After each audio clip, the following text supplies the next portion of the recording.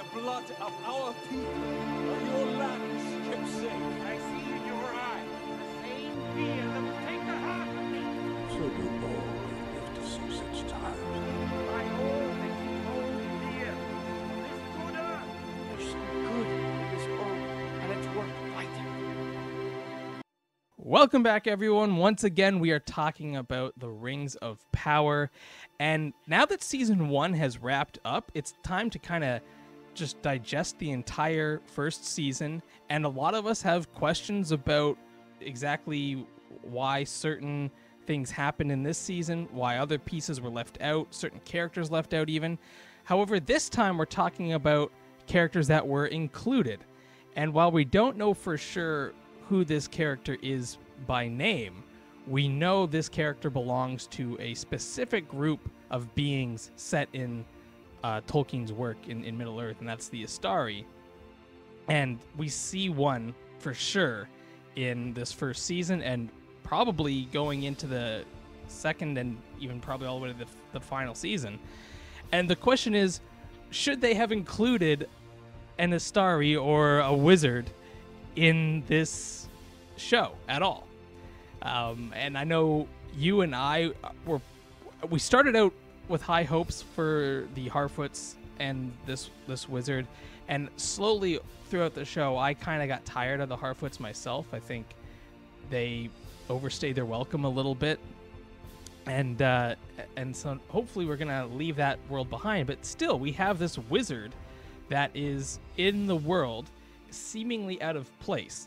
Now, the showrunners have come out to say that they found hints within the text that the wizards, despite their most prominent role being in the Third Age, that they did in fact wander Middle-earth prior to that.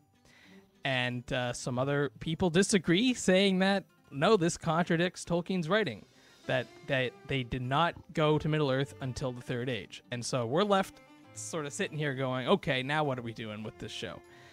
Where do you land on this? Does this matter to you at all, or are you upset about this as well? No, well, no, I'm not. I think we can have. I mean, I don't want it to be Gandalf, but if it's like a blue wizard. Yeah, and I think that's where you and I kind of landed even when we were dissecting each episode, is that we started to, I think an uncorrupted Saruman would be an interesting one too. We get like an origin story for Saruman. I don't know. It would be, and it would also, like the hints that I was talking about in those first few episodes, in how this wizard, despite knowing that this wizard is not Sauron, they have certain elements to them that are very similar to Sauron and sort of similar to evil, quote unquote, in a way, in terms of having, when they touch fire, it like makes it cold. Trying to talk to fireflies and killing them accidentally, like there's just an aspect to this wizard that had some similarities, at least, to some evil wizards, and so, or at least evil in general. And so, while we kind of knew it wasn't going to be Sauron, there's definitely something there where you can say, hey, this could foreshadow a uncorrupted Saruman becoming evil, just because of the similarities there. I personally think the blue wizard is better. I think this show cannot handle trying to do justice to a proper Saruman character without making it seem really weird. So I think just blue wizard this and make him do something off world that doesn't matter to the rest of the story. Well, okay, so I saw this in another video where someone, when what are they calling the three witches? They calling them the Wanderer? No. You're right. What the heck are they calling those things? I don't even remember. We were calling the Magi.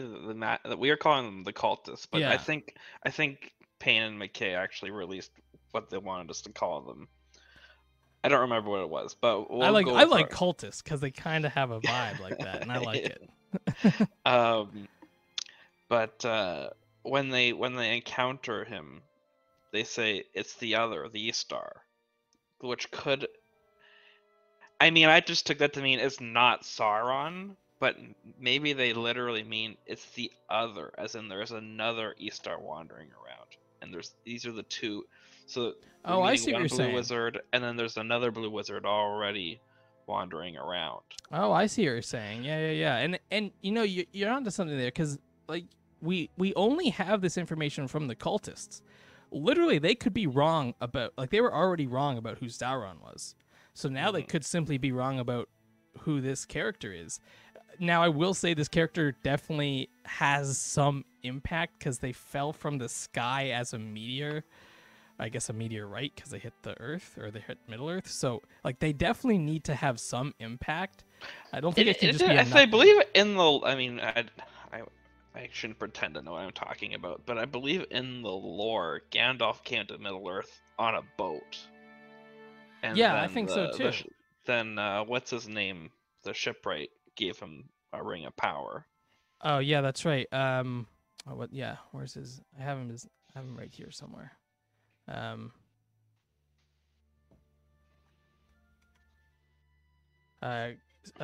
Cúradan? Yes. Yeah. Cúradan the shipwright gave him a ring of power. Yeah. Yeah, you're right. So, like, that's why. So this guy falling from the sky there is some significance there. I just don't know what it is, and that's why I think you're kind of like your mind going that maybe this isn't a pre-corrupted Saruman. That makes a lot of sense to me because Saruman was supposedly the wisest and most powerful of the wizards, and him landing like this does signify that. But I as much as I think that makes sense from a logic point of view, I'm worried that like that's gonna bog down the story if we start trying to focus on both this being Saruman, a very well-known and I think highly respected, despite being corrupted, a highly respected character from all sorts of Tolkien fans. I worry that it's too much to take on because you're also trying to tell the story leading up to this big battle between Middle-earth and Sauron. So I worry that there's almost too much going on to properly do justice to a really good Saruman story. Yeah, and really, I mean, okay. So the big thing to dig into is this: everyone, well, not everyone, but the consensus opinion seems to be that follow your nose line reveals that this is Gandalf. Yes. I don't think it necessarily does. No. It just means like all these guys were apprentices to Valar. I mean, they would have been interacting with each other back in the